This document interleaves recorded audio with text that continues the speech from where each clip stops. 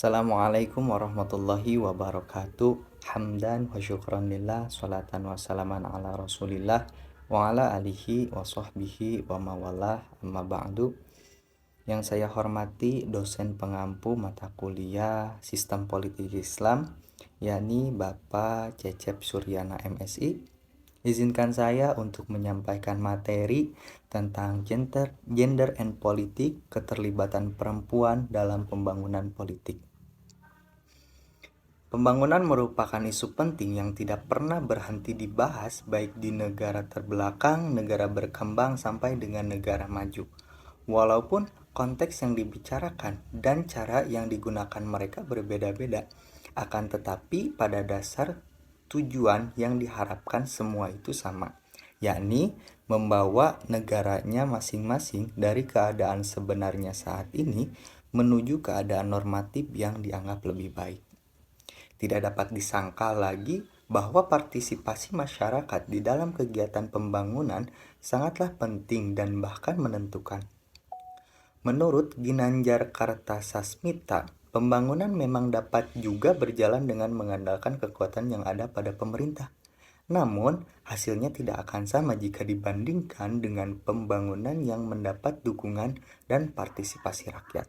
Karena partisipasi masyarakat tersebut sangatlah penting. Selanjutnya saya akan membahas gender dan konstruksi sosial. Konstruksi sosial merupakan pembentukan dari sistem konseptual kebudayaan dan linguistik. Konstruksi sosial juga bertujuan membuat dunia bermakna kepada yang lain. Makna tercipta dari sistem alih kode, aturan, atau kesepakatan maupun tanda secara historis. Konstruksi peran gender adalah bagaimana peran gender dibentuk dari kebudayaan dan disosialisasikan. Gender juga merupakan alat analisis yang baik untuk memahami persoalan diskriminasi terhadap kaum perempuan secara umum. Ditegaskan bahwa gender adalah pembagian laki-laki dan perempuan yang dikonstruksi secara sosial dan budaya. Dan ternyata perbedaan gender antara laki-laki dan perempuan terjadi melalui proses yang panjang, melalui proses sosialisasi, penguatan, konstruksi, sosial budaya, bahkan melalui kekuasaan negara. Sedemikian panjang dan lamanya proses genderisasi secara sosial budaya tersebut sehingga lambat laun perubahan gender antara laki-laki dan perempuan sebagai konstruksi sosial menjadi seolah-olah ketentuan dari Tuhan atau bersifat kodrati dan biologis yang tidak dapat diubah lagi. Artinya, anggapan sebagian besar masyarakat yang namanya kodrat wanita adalah konstruksi sosial dan budaya gender. Gender mempengaruhi keyakinan manusia serta budaya masyarakat tentang bagaimana seharusnya laki-laki dan perempuan itu berpikir dan bertindak sesuai dengan ketentuan sosial tersebut. Pembedaan yang ditentukan oleh aturan masyarakat dan bukan biologis itu dianggap sebagai ketentuan Tuhan. Lalu, bagaimana kesetaraan gender dalam perspektif Islam? Telah kita ketahui bahwasanya salah satu misi Islam adalah pembebasan manusia dari berbagai bentuk anarki dan ketidakadilan. Islam sangat menekankan pada keadilan di semua aspek kehidupan. Keadilan ini tidak akan tercapai tanpa membebaskan golongan masyarakat lemah dan marginal dari penderitaan. Hal ini ditegaskan dalam Al-Quran bahwasanya orang-orang yang beriman itu diperintahkan untuk berjuang membebaskan golongan masyarakat lemah yang tertindas. Rasulullah SAW juga mengajarkan kesetaraan dan keadilan gender. Pada masa jahiliyah, perempuan sempat mendapatkan perlakuan bias seperti simpanan laki-laki, beban ganda, kekerasan nafsu laki-laki, dan sebagainya. Namun, setelah Islam datang, masa Rasulullah SAW, perempuan dan laki-laki itu posisinya setara. Pada masa Rasulullah SAW dan sahabatnya, sekian banyak perempuan ataupun istri yang bekerja, contohnya seperti Siti Khadijah, yang mana beliau itu merupakan seseorang wanita yang mempunyai bisnis, bahkan disebut business woman. Lalu ada Raita, istri sahabat Nabi Abdullah ibnu Mas'ud, yang sangat aktif bekerja dikarenakan suami dan anaknya ketika itu tidak mampu untuk mencukupi kebutuhan hidup keluarga.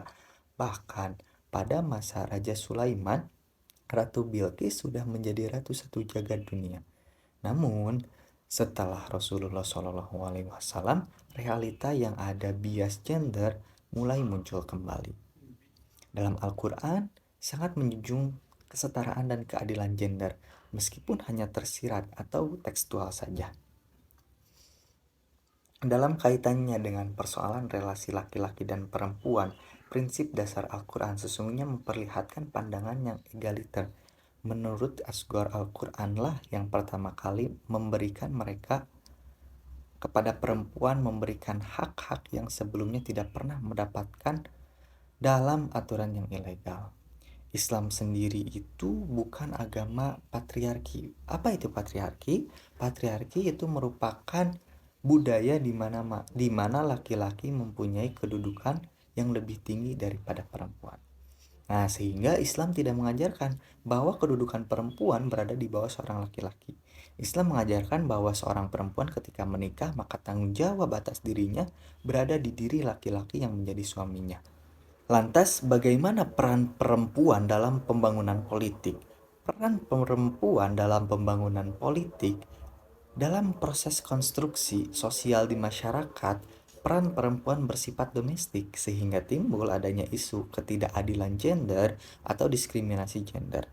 Namun, perubahan kebijakan melihat kebutuhan bahwa perempuan semakin dituntut untuk memasuki dunia publik karena pemikiran mereka pun dibutuhkan. Sementara laki-laki juga perlu peka dan lebih intensif terlibat pada kegiatan yang bersifat domestik karena keduanya memiliki nilai yang sama. Peran gender tersebut tidak harus sama antara laki-laki dan perempuan. Ada wilayah-wilayah yang bisa dilakukan laki-laki tetapi tidak bisa dilakukan perempuan.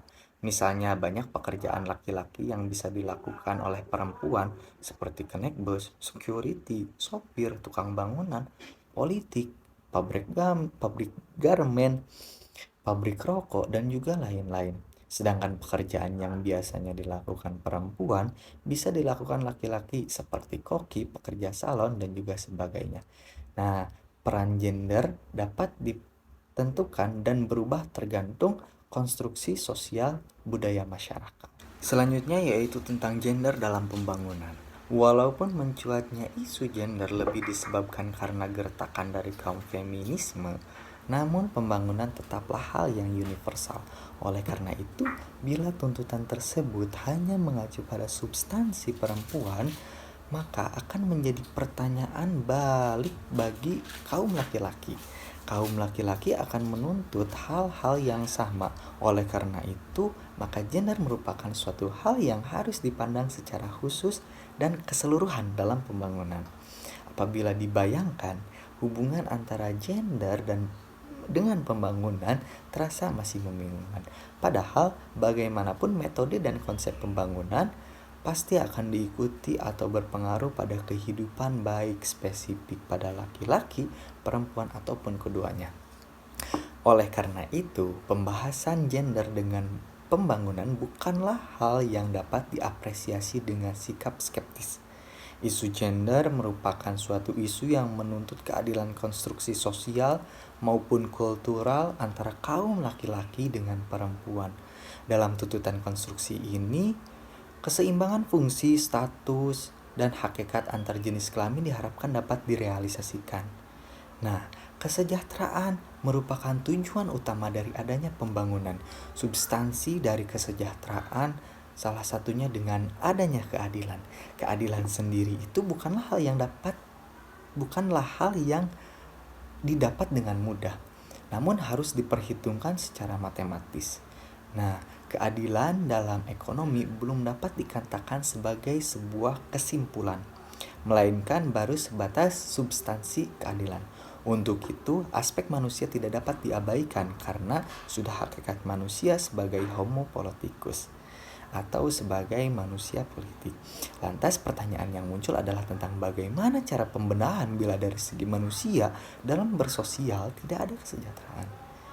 Nah, untuk mencoba mendalami isu, maka muncul pertanyaan baru, yakni apakah pembangunan yang tujuan utamanya mencapai kesejahteraan mengabaikan atau hanya sekilas mengintip masalah gender. Inilah yang akan dipertanyakan dan dituntut oleh para aktivis gender. Melihat fakta yang ada selama ini, memang dapat dirasakan bahwa pembangunan yang dilakukan hanyalah mekanisme yang dilakukan oleh pihak kapitalis. Kesejahteraan yang menjadi tujuan utama dari pembangunan dirubah menjadi unsur pembangunan. Pembangunan sampai dewasa ini lebih meningkatkan sebagai infrastruktur dan ekonomi. Sektor keseimbangan hal ini, gender kurang diperhatikan. Hal ini disebabkan bahwa terdapat suatu penyimpangan dalam konsep pembangunan.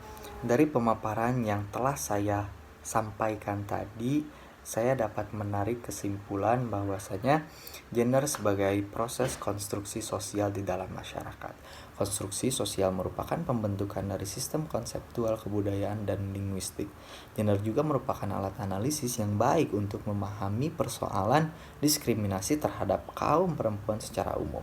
Ditegaskan bahwasanya gender adalah pembagian laki-laki dan perempuan yang dikonstruksi secara sosial dan budaya. Dan ternyata perbedaan gender antara laki-laki dan perempuan terjadi melalui proses yang sangat panjang, melalui proses sosialisasi, penguatan konstruksi sosial budaya, bahkan melalui kekuasaan negara.